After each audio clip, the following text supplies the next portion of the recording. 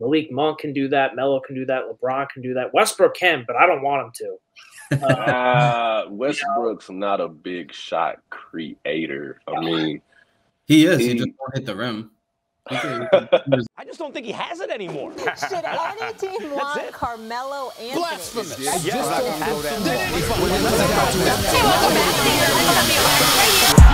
sir, Carmelo. What's going on, everybody? Welcome back to another episode of Control the Narrative, a podcast where we control the narrative that the media creates. If you're new around here, subscribe to catch our weekly podcast on YouTube, Apple Podcasts, and Spotify. And if you're a returner, a subscriber, or better yet, a Control the Narrative member, we appreciate you as always. Looks a little different right now. This is not a new room or setup. I'm actually on vacation in Mexico right now, but I had to come on to talk a little bit about what the fuck is going on with this Lakers team because there's a lot of shit going on. Melo's been out 2 games, and they've lost both games, bad losses. So we'll get into it. We have one control vet and one also control vet, but first time guest on the podcast. So the vet is my guy, Chris. Chris, how you doing, bro? Pretty good. Good to be here. Co-worker now. Yes, that's right. It's cool to say that. And like I said, control vet, but his first time on the podcast. Tavis, what's going on, my guy? What's going on, man? Oh, yeah. Fucking fire intro.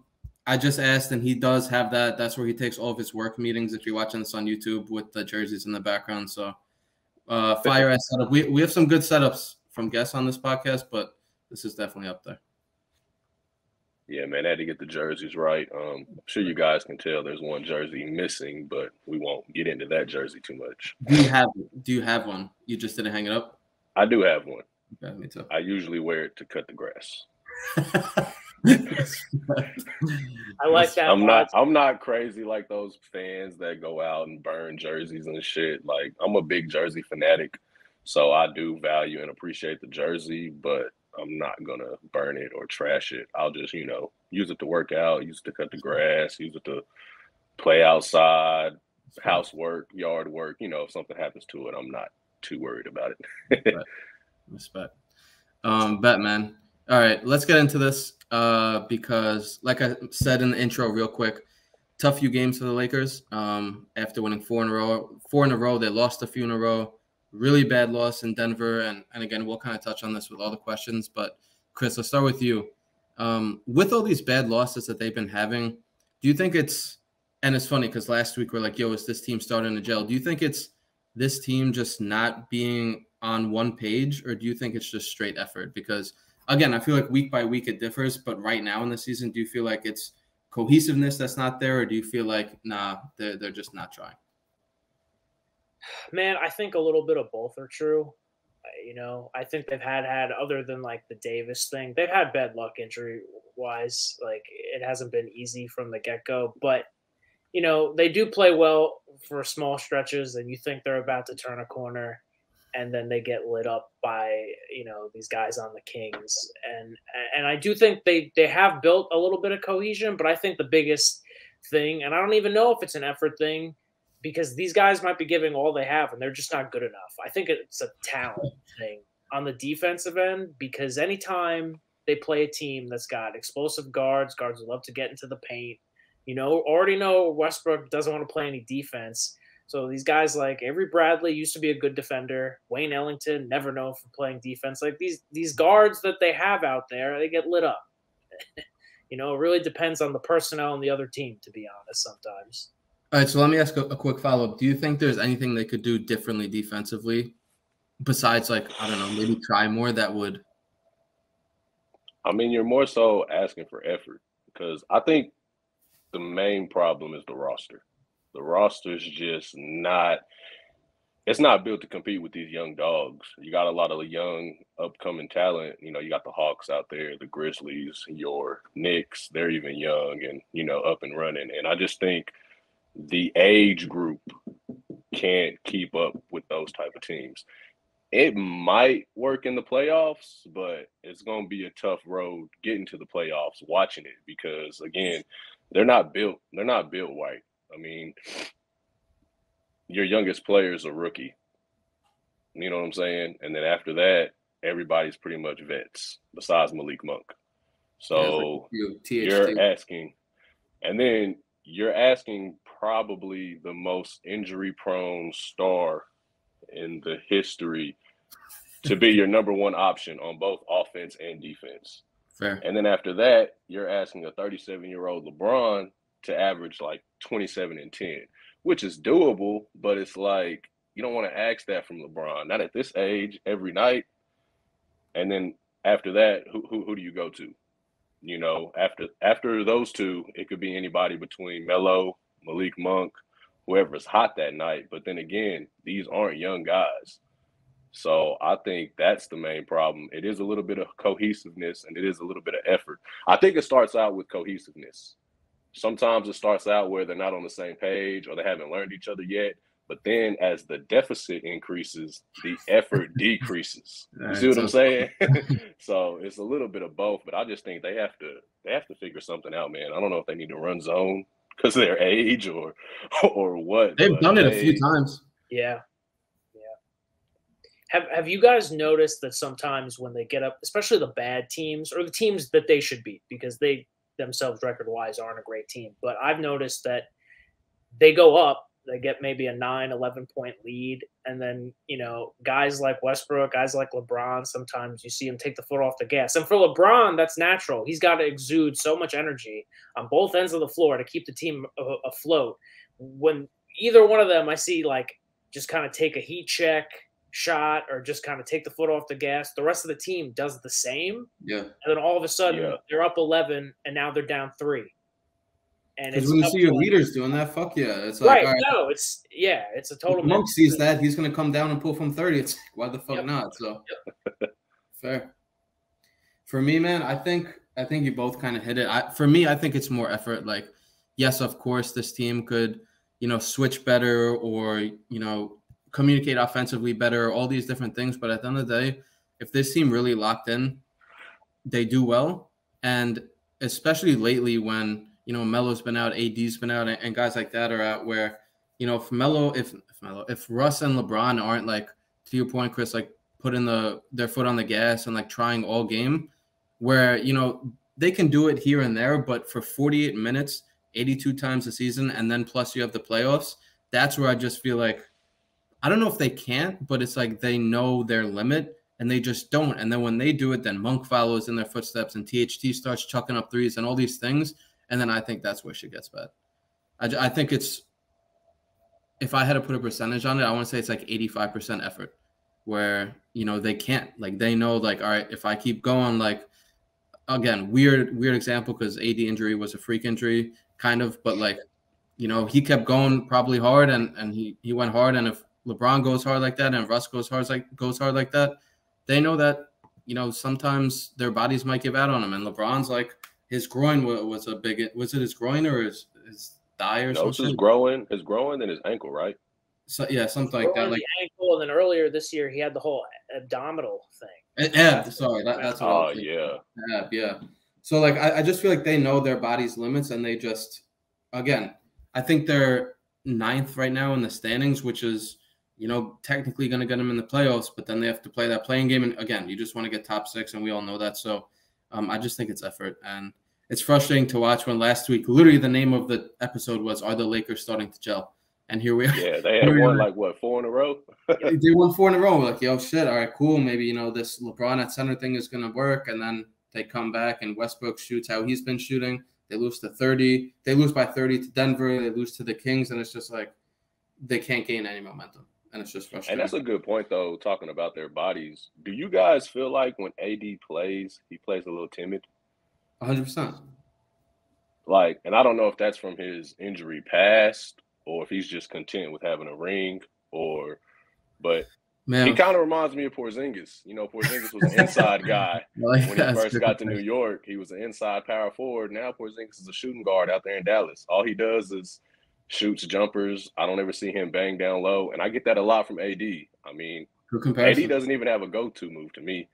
A lot of his shots are turnaround pull-ups, fadeaways. The only time he's going to the rim is when he's maybe trying to catch a putback. But it seems like he shies away from contact a lot, which I'm not even sure you can blame him for that. you know, he gets hurt all the time. Man, every time he falls, I get nervous. Dude, and that's something we talk about where it's like, yo, is AD hungry? Is AD still hungry? Because he won his championship. Like, you know, he seems content. It also could be a body thing where, you know, he kept shooting threes and he was shooting a historically bad percentage from three. Like, why else would he do that if it wasn't just laziness or like nervousness from driving and rolling his ankle or fucking up his knee? Like, we don't know the answer, obviously, but it's a good point. I do wonder, you know, this was the first time that they really said to him, like, we want you to be a full-time center. And you can tell he changed his body. He bulked up and stuff. And I do wonder, and Tavis brought up in the nervousness, is that kind of all one thing? Like, is he like, they asked me to do this. I don't really want to do it, but I'm going to do my best to it. But I'm also like going to try to kind of hedge my bets a little bit and not, you know, go too hard in areas here because I don't want to get hurt. It's a great point. But, you know, it was the first time that they really said, like, we need you to do this full time. He's never loved that idea. He's publicly brought up he's never loved that idea. The one thing that I've been waiting for is now that he's going to come back eventually and they've played LeBron at the 5 and that's been successful for them, are they going to tell him, all right, we're going to put LeBron at the 5. You're going to play the 4 again. I don't really know how that works because they're most successful when LeBron is picking and rolling with him. I mean, LeBron can play any position, so that's not going to stop that from happening. But it's something I've thought about now that they've played him so many minutes at the 5 and it's worked. Yeah, it's a good thought. I don't know, man. And like, I think they're reevaluating him next week or some shit. So it sounds like he's still at least 2 weeks away or some shit. So when he comes back, it's going to be really interesting to see what they do with him at center. Dwight and DeAndre Jordan are going to get 0 minutes once he comes back because this LeBron at the 5 shit has been working. So they're already getting 0 minutes. Yeah, like Dwight's coming in for like 10, 15, and Dwight's been and DeAndre Jordan has been like pretty much out, but very interested to see what happens there. Tavis, we'll start with you on this one.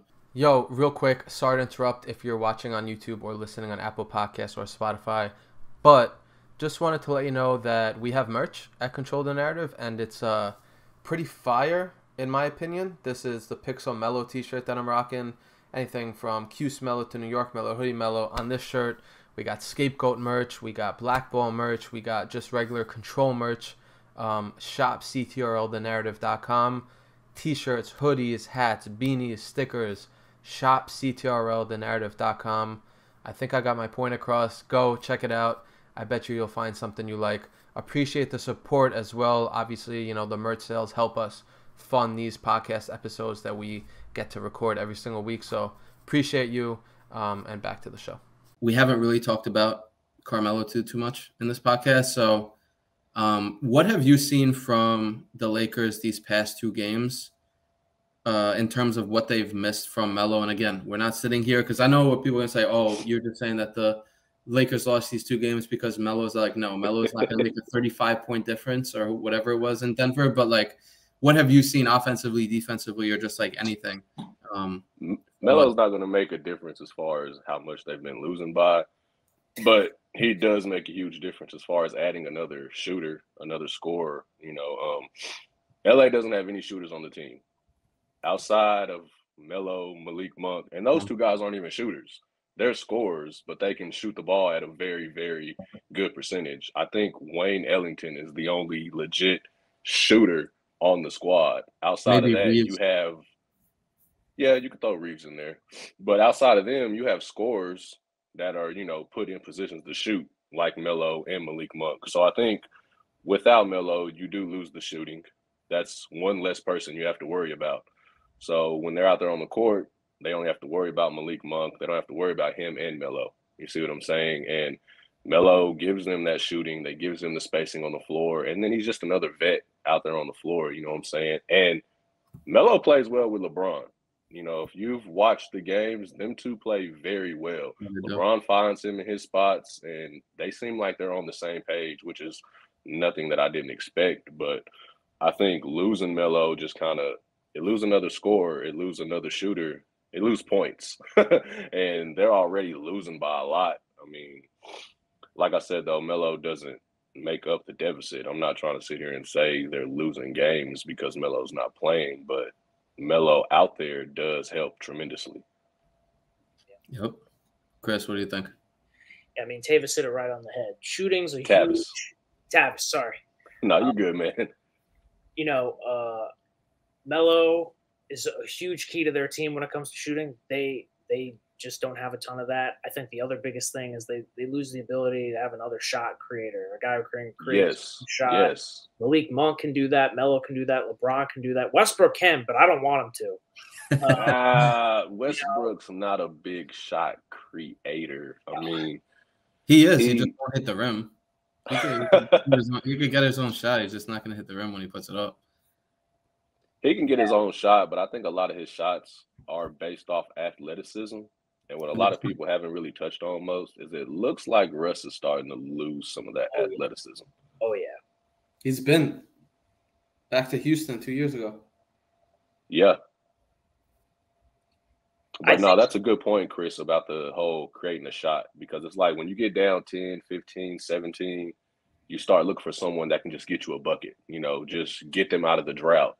And if LeBron's not out there or Malik Monk's not out there, or, you know, who do you have to go to that can get you a shot, that can get you a bucket just to, you know, get a flow and get back in rhythm?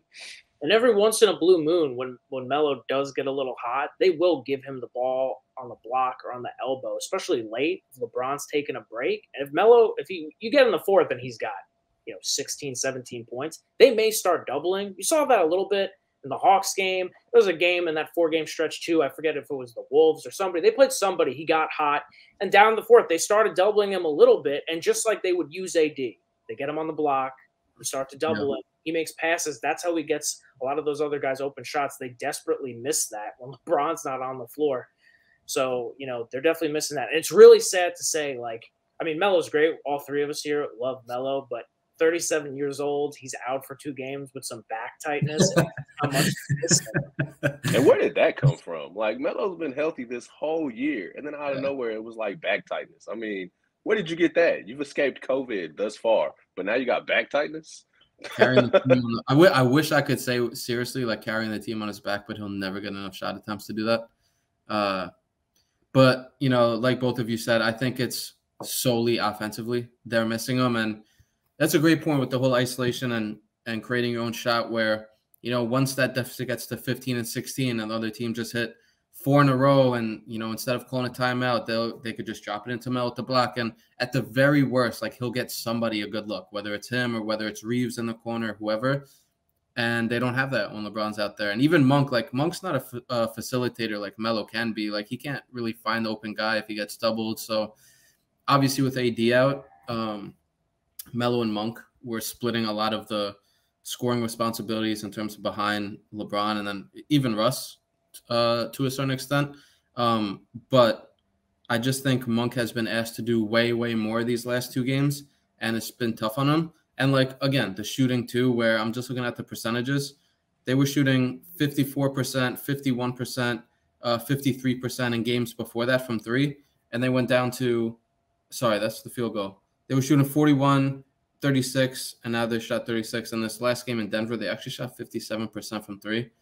I don't know how you do that when that game was never really close, so that stat might be a little. Fair. They did take 10 more threes than normal, but just having him out there, creating the shots, being a guy that can hit a spot up shot, I feel has really hurt them. And another thing that I was thinking about was even late in the shot clock, if they have 6 seconds left and THT has the ball, it's not ideal, but dumping it into Melo at the end of the shot clock versus THT taking some step back 3 or Russ trying to create some shit and shooting it over the backboard, or even LeBron stepping back from 3, getting Melo in those possessions where it might not be a high quality shot, but it's going to be a higher quality than if THT shot it, than if Russ shot it, than a lot of guys on the team. And I think, again, you miss shots like that, and if there are threes where THT's stepping back, then the other team gets on a breakaway and shit like that. So I think it's just a lot of factors, but Melo does way more for this team offensively than people want to give him credit for. And again, we've seen him shoot the lights out for a lot of the season, especially in the beginning, but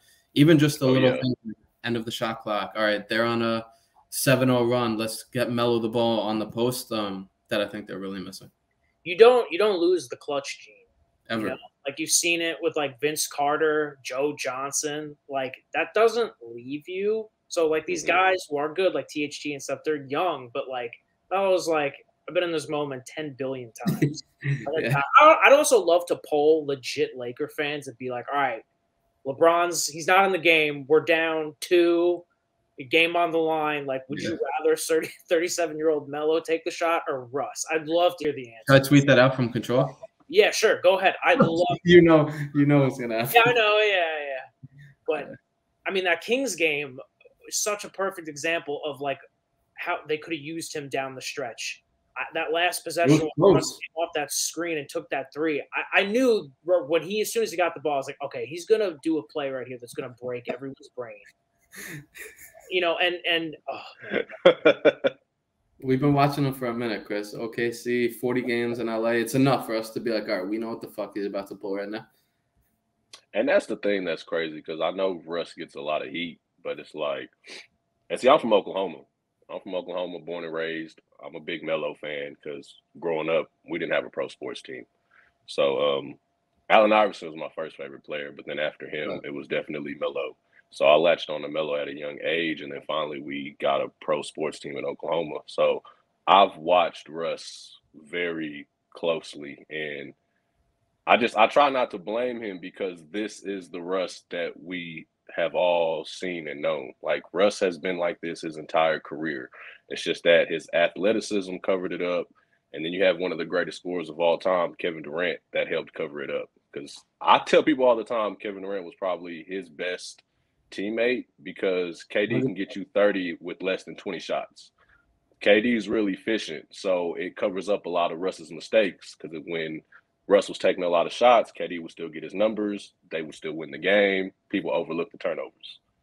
Now the athleticism is gone. KD is gone. Russ is kind of getting up there in age, and now he's playing for the Lakers. So everybody in the damn country is watching him. So now everyone's like, "Oh shit, this motherfucker just turns the ball over all the damn time." And bro, defensively too. Like even in OKC with KD, underrated defender, they had Ibaka to defend the rim and shit. So he was, and that was back before Ibaka learned he could shoot. So he was a real rim protector back then in OKC. He was a real rim protector. Then he realized he could shoot. OKC had to get him up out of there. They had enough shooters. And he'd always been a gambler on defense, Russ, even in his prime. Like he was always going for the crazy steals. He hurt himself badly on a couple of plays where he was going for that kind of stuff. And now, you know, he still plays with, you know, his balls to the wall 110% of the time. But yeah, and that's the thing. Russ has to learn how to change his game. He's going to have to age with his game. If he doesn't figure out how to play with the jump shot or something else, his days may be a little numbered than he may think, because without the athleticism, I don't know what you have from Russ. And it's crazy because usually when players join LeBron, they're trying to figure out how to play with LeBron. I think this Lakers team is trying to figure out how to play with Russ. Yeah. And they need to, bro. They have no other option, which is, I mean, we'll see what the fuck happens at the deadline, but they have to. That's that slasher. And that's the crazy thing with AD out. It should be Russ and LeBron. Like, they should be the one carrying the squad, and you're getting very little from Russ. And I don't know what it is. I mean, like I said, I try not to blame Russ because it is the roster. The roster was put together bad. You know, like we talked about earlier, they don't have any real defenders. Everybody's old except for Malik Monk and Austin Reeves. So, I mean, who's your best defender out there? Besides LeBron, who's 37 years old, and AD, who's injured all the time. Might be Bradley, a fucking 34-year-old Bradley. Yeah, guys who are also old, you know? Yeah, exactly. And then you have Trevor Ariza, another guy that's old. And then probably Melo. And when is Melo in the conversation as one of the best defenders on the team? Like, the roster was put together bad. And so I try not to blame Russ, but at the same time, all these turnovers at the end of games or, you know, they don't help either. That's Russ's big problem. Nobody's perfect. Everybody makes turnovers, but it's when he makes the turnovers. A lot of his turnovers come in crucial moments. And that's the thing about it. It's like, damn, dude, like, what's going on? You're up by 2. and it's a minute left. Why are you turning the ball over? I seen a crazy ass stat the other day. It like blew my mind. Russ has the record for like most consecutive games with the turnover, and it was like over 400. And I was like, damn, they should give him an incentive if he could go a game with 0 turnovers. He has. I would give you 100,000 or something like that if you can go one game with 0 turnovers. In the playoffs, if the Lakers get to the playoffs and Russ is still on the roster, I'm down to contribute to that. Maybe we'll get a little GoFundMe starting to incentivize him a little bit. Yeah. Because if he can go a game without 0 turnovers, I guarantee you they win. They did. Yeah, a couple of weeks ago he did it. They won, and they said it was the first time in a game he didn't have any turnovers since 2014. That's fucking insane. Right? Like, you're supposed to be a point guard. He handles the ball a lot. he handles the ball a lot, but not. But even like think of some other players with some like historic usage, like Steve Nash, Kobe Bryant, Harden. Their names. I know. No, it's yeah. Fair. The one thing that always like blew my mind is that a couple of years ago the Lakers brought back Dwight Howard. Constant problem wherever he went. Another person who you thought was going to be out of the league, and LeBron got him to somehow fit in this role. As I'm sure it wasn't all LeBron. I'm sure it was Dwight himself changing. But now he's not super useful. But in that year they won, he was really great. And I was confident when the Lakers got Russ. I was like, okay, LeBron's going to work his magic. And he solved the Dwight Howard puzzle. I think everybody thought that. Right. He's going to get the most out of Russ, and it's going to blow everyone's mind. And now I feel like he's trying to do what everybody else did, which was just cater to him. And I'm like, what? Yeah. All right, let's get into it real quick, Chris, because this is a good segue into the next question. Sure. LeBron and Russ have both had some interesting quotes lately.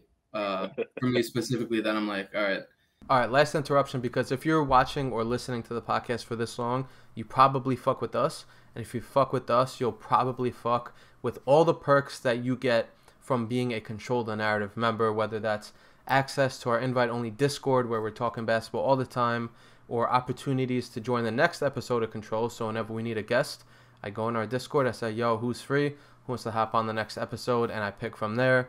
You get 20% off merch forever, and then you also get member-exclusive merch, all by being a member. Tiers start at $2 a month. So if you fuck with us, go check out a membership, CTRLthenarrative.com, and I will see you in the Discord. All right, back to the show for good. So LeBron has tweeted an apology saying, I'm sorry, we'll be better after they got blown out in Denver. And Russ, on the other hand, is doubling down on his bad play by saying things like basketball isn't the end-all, be-all.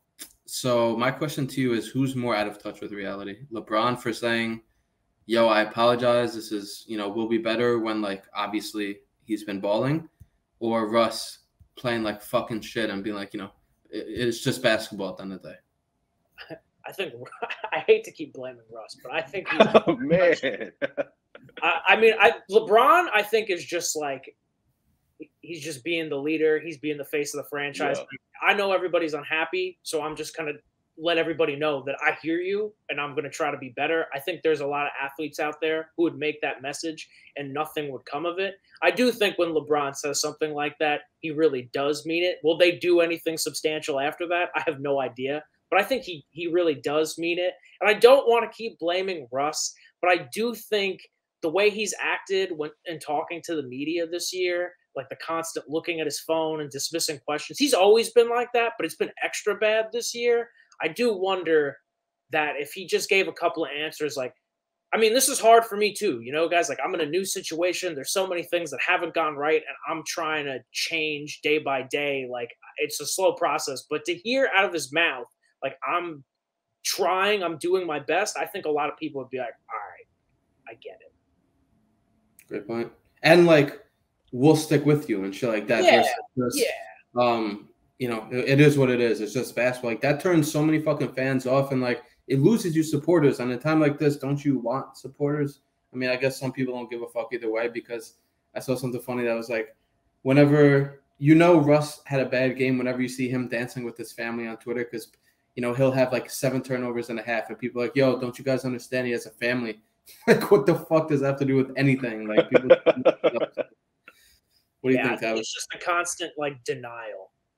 Nah, man, I agree completely with Chris. I hate to blame Russ. I've said it already on here. I don't think Russ is the problem. I think it's the roster, but Russ is always giving those type of answers. And it's like, man, take some accountability. Bro, you had 9 turnovers. Like, like that's not good. You know what I'm saying? And so you have to try to take some accountability. At least say, like, man, I know I played bad. I need to cut down on the turnovers, something, instead of just making it seem like, oh, the haters aren't shit. You know, like, it's not like that, Russ. Like, we need you to bring something to the table. I need you to step up. I need you to be who you're supposed to be. You're supposed to be this superstar or all-star. You're supposed to be a star in the league. And you're acting like you don't care when you guys get blown out and you have 8 to 9 turnovers. Like, that ain't it, man. Great point. He's acting like he doesn't care, and then during the game he gets fucking riled up and goes crazy. It's like, you got to pick one or the other. And I understand, like, obviously I'm not a fucking NBA player, and none of us can really understand what it's like dealing with the media every day.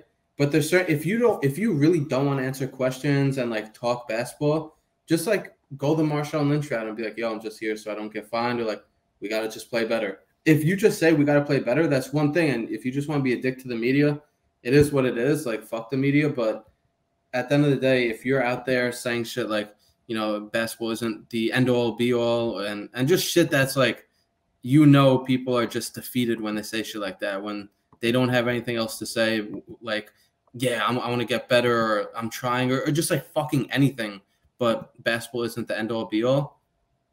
It's just really frustrating, and it's so out of touch with reality because, you know, when you get traded to a team like the Lakers, obviously with all these other players on the roster, you know what the expectations are. Like, you know that when you go there, like Tavis said, the magnifying glass is going to be on you. And then when you're playing poorly and then you don't take accountability for it, you just double down on like the like fuck you attitude, and it's just not a good look in my opinion. And then LeBron, on the other hand, I think he's just being a leader, and he's saying like, you know, we got to be better, and he's not saying I got to be better. And even if he really does believe that, I think, you know, maybe he actually tries for 48, not 48 because he's not going to play 48, but maybe he tries for 37 minutes next game and, you know, single-handedly propels him to a win like he did in the Indiana game, for example. But, yeah, I think Russ's answer was or just Russ's quote was way worse. And it's like you said, man, we don't know the shit that they deal with in the media. And part of me feels bad for Russ because he gets so much shit. Like, it's on social media. It's in the media. You got people on fucking ESPN calling him Westbrook. Like, I get it. It can be frustrating and annoying. But then it's at the same time, it's like, damn, Russ, you put a lot of it on yourself. Like, if you could just go out here and protect the ball, we'll respect you. But that's all. Just get paid $40 million to not give the ball to the other team. That's all we ask. I think you should take a page out of Melo's book. Think about how long Melo was on those awful Knicks teams. Phil Jackson, literally, that's the president of his own team shitting on him, and he just stood up there, answered every question as a professional. If Russ just kept doing that, he'd have a lot of people on his side. And, you know, yeah. And I don't think they're even asking him to change that much drastically, because I do see some games where he is like, he's always been a great rebounder. That still hasn't really left him. He's always like crashing the boards. He's trying to get rebounds. He's trying to do the Tyson Chandler tap out. And I think he should play like power guard, just hang around the basket, get rebounds, put it back up. He's done that a couple of times. Ben Simmons role. Yeah. And I texted Steve and I said, hey, you know, if he consistently does this, this is really a role for him. But, you know, he's still got that, like, oh, there's 3 seconds left. I got the ball. It's Russ time. Why not? And I'm like, oh, man. Yeah, that's the shit that's so frustrating when the game is tied up or you're down by 1 and you shoot a fucking pull-up 3. Like, what the fuck? You're not Klay Thompson or Ray Allen. Like, why are you shooting this 3? We saw that. Remember, I don't remember who they were playing, but it was a game earlier in the year. And Russ, it was like the end of the fourth quarter. It was a tie game. And Melo was like going like this for the ball, and Russ didn't pass it to him and bricked the potential game winner. I forgot who they were going over. He's done it a couple of times. Yeah, it's just, if he went to the basket and he was trying to get fouled and he just missed a layup, I would say nothing. I'd be like, that's what he does. He got to a spot. He took the shot. He missed it. It happens. But the fact that, like, the Kings game is the perfect example of their entire season. LeBron's rolling. He's at the top of the key. Monk sets the score for Russ. He could pass it. He just pulls up for 3, and he was like 0 for 5 or 6 from 3. and he's already shooting like what 20-something% for 3 for the year. It's just like Maybe. I don't know. Do you think he's shooting that shot to build his confidence? Because like if he hits That's one, doing nothing but hurt it at this point. yeah, I guess. All that's doing is hurting his confidence at this point. The only thing I can think of is he thinks like he has so much confidence in himself, which is fantastic, that he's like, okay, like they're going to leave me so open for this one. I got it. And if you're a shooter, if you're a scorer, I get that mentality. You know, like you see with Klay Thompson when he came back, he's like, I shoot, man. I don't care if I'm 0 for 9. I'm still going. But that's shooters, you know. Yeah, shoot. exactly. Exactly. And you know what else it is? I feel like it could also be just like wanting to keep the defense honest, and just so that next time he gets the ball from 3, they're not like in the paint, which is like, I get it, but if you're not hitting your shots, like dribble, take 2 steps in, you might still be wide open. Try that shot. Try moving in 6 feet and see what happens. So I don't know, man. I just looked it up. Right now it's January 17th, and the Lakers play tonight, so this could get real bad real quick in terms of his percentage. What would you both be surprised at that he's shooting, like percentage wise? Like what number would I have to give you for you guys to be like, all right, like that's respectable? From 3 or just 3. Sorry. If Russ could shoot around 30% from 3, that's respectable. I believe he's shooting around 22. 30. Chris, what do you think? Yeah, if he got between 30 and 35, I'd be like, wow. He's shooting 29.1. That's way higher than I fucking thought it was. that's yeah, like I said, I thought it was like 22. I thought it was closer to 20 than it was 30. Yeah. He definitely had a stretch in the beginning where it was a little bit more consistent. And now I think in these last couple of games, he's really slumping. Maybe. So it probably appears worse now than it did before. I'm waiting for the uptick for him because we've seen, I don't know if anyone else has seen the meme graph of his production. Yeah, you sent that to me, right? October, November, he's real down. And then all of a sudden, January, people go, oh, something's happening here. And then from February to April, it's like, this is the greatest basketball player of all time. I'm waiting for that part. We haven't gotten there yet, but I'm waiting for it. But when's the trade deadline? February, right? Less than a month. February 10th. Yeah, he's running out of time. So they have some decisions to make, especially THT. As of like 3 days ago, THT is trade eligible. So hopefully they get his ass the fuck out of LA. And bringing somebody who can actually play basketball. So we'll see what happens. I'm not more concerned about who they moved. It's just what they need. I think they need a wing defender and they need a young big. Yeah. Like they need a mobile big that can run, defend the rim, guard other positions. I don't know what the fuck is going on with Dwight Howard and DeAndre Jordan. Like they're not that fucking old. They're younger than LeBron and Melo. Bro, but DeAndre Jordan playing like they're 39. DeAndre Jordan is one of the most washed players I've ever seen in my life. He's about to get out of the league. And I don't get that. He's like 33. You should still be on the back end of your prime. He never really had a major injury either. Exactly. You know so I don't understand what happened to either one of them. They look like they're in great shape. Hell, they're in better shape than I am.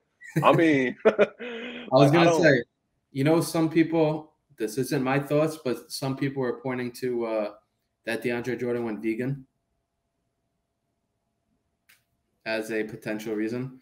I'm not saying I believe that, but that's what some people are saying. Like, he went vegan X amount of years ago, and he's like went downhill pretty quick. And like I think like CP3 is like at least I don't know. I'm just speaking out of my ass, but I know that some people are saying like, DeAndre Jordan went vegan and now he's this. I don't know about that, so. I don't know, man. I mean, the Nets let him go pretty quickly, and he's best buddies with KD and Kyrie. Yeah, so, you had to know something was up at that point. Yeah, I think he's pretty washed, unfortunately. And I also think it's really hilarious how desperately the Lakers now need Stanley Johnson. Wasn't even in the league. They just signed him to another 10-day. I mean, it's just signed him for the full year. Like, he's been more productive than some of these guys who've been on the team the entire season. Yeah. I didn't get the Isaiah Thomas signing. I didn't get that. Made no sense. They were already heavy at guard. They still had Rondo back then, and it was like, what was Isaiah? I mean, I'm glad Isaiah Thomas got back in the league. I don't want to see any NBA player go through what Melo went through, but I was glad he got his chance to get back in the league, but I was like, that's not what the Lakers need. He's not a defender. He played one game for Dallas. Is he still playing with them? Do either of you know?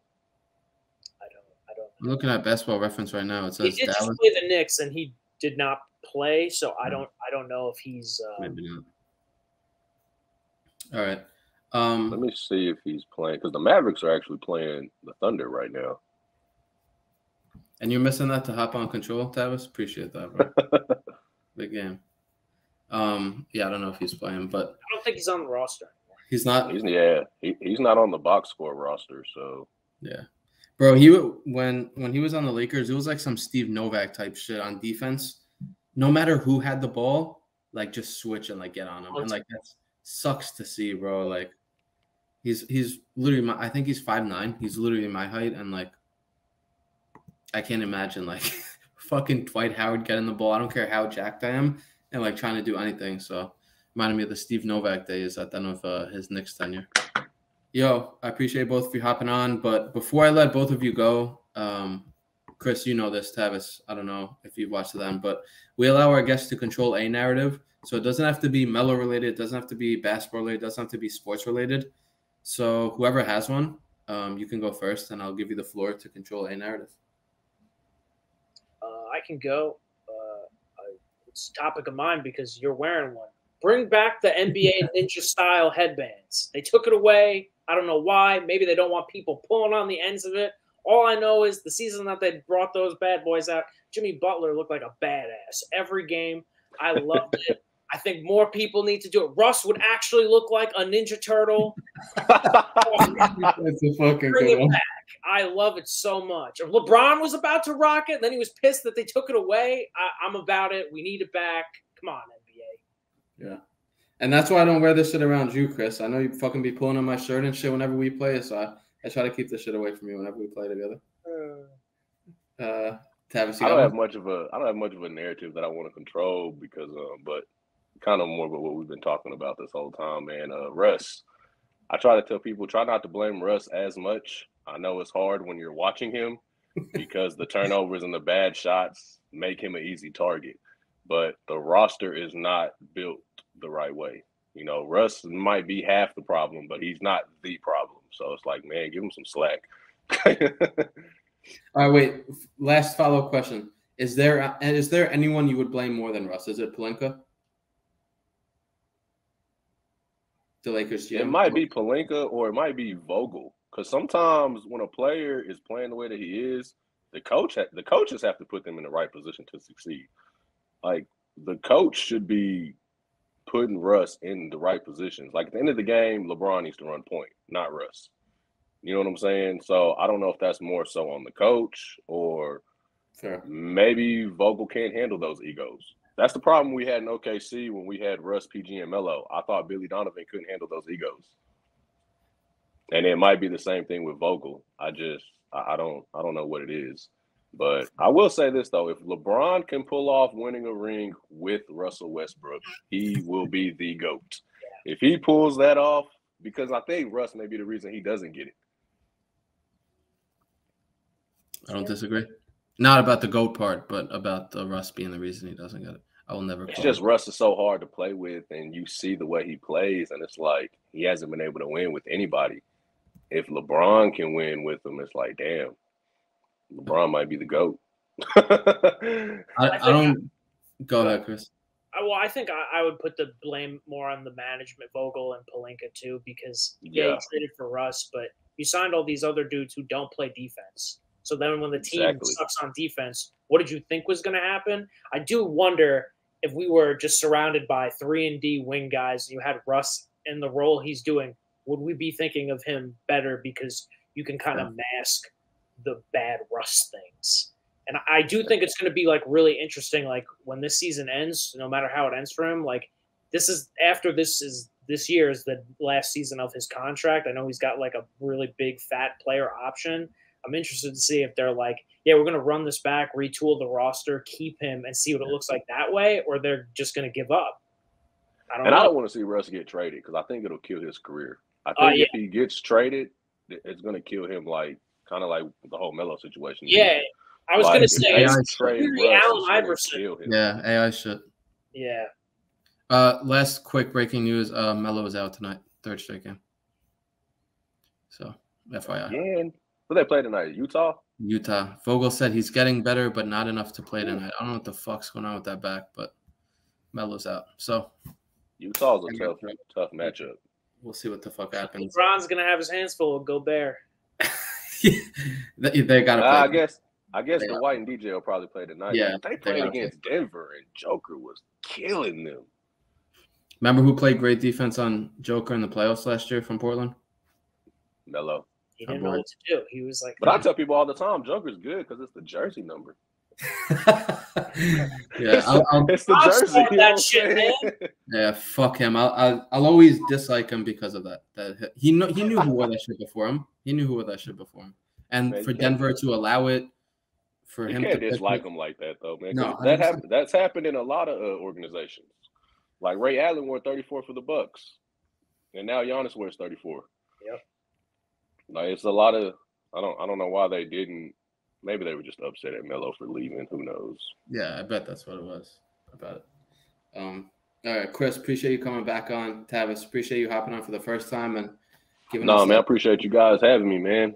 Love talking sports, especially anytime about Melo. Of course, man. Gotta have you guys on more.